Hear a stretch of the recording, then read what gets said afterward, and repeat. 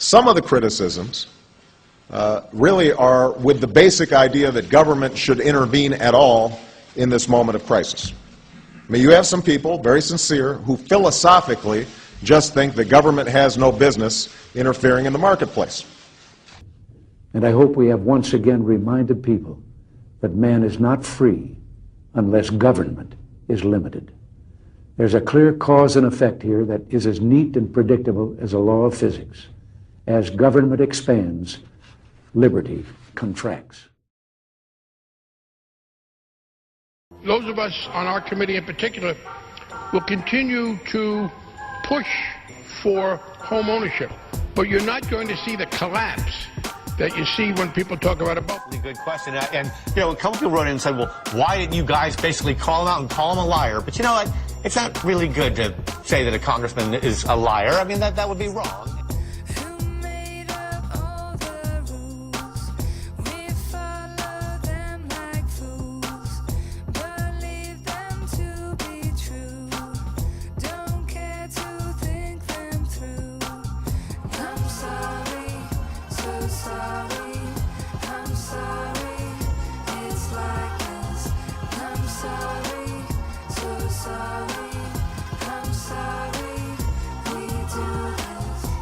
To keep our economy growing and creating jobs, Congress and the administration need to work to enact an economic growth package.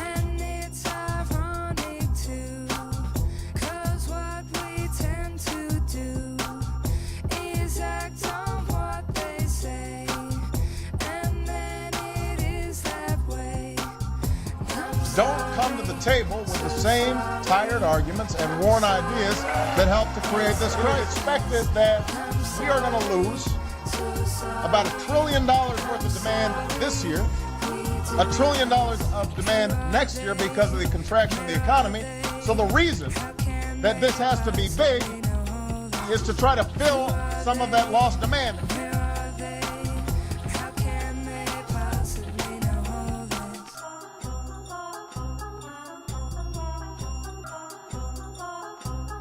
It's not going to be enough in the next 12 months just to say, I believe in health care for everyone. That's not enough. That's not enough.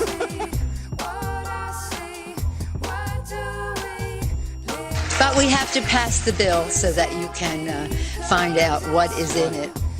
The American dream is about choice, it's about fairness, it's about being affordable, it's about access. You name it. You can't go around your house without being told what to buy. You restrict my purchases. You don't care about my choices. You don't care about the consumer, frankly.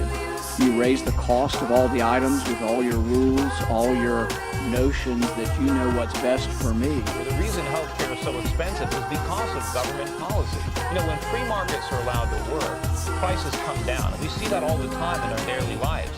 Cell phones, laptop computers, plastic TVs. But when government interferes and they have subsidies and they have all type of regulation in areas like healthcare, education, you see costs running out of control. So the solution is not to get the government more involved, but to get the government less involved so we can unleash those free market forces that will bring healthcare costs back down.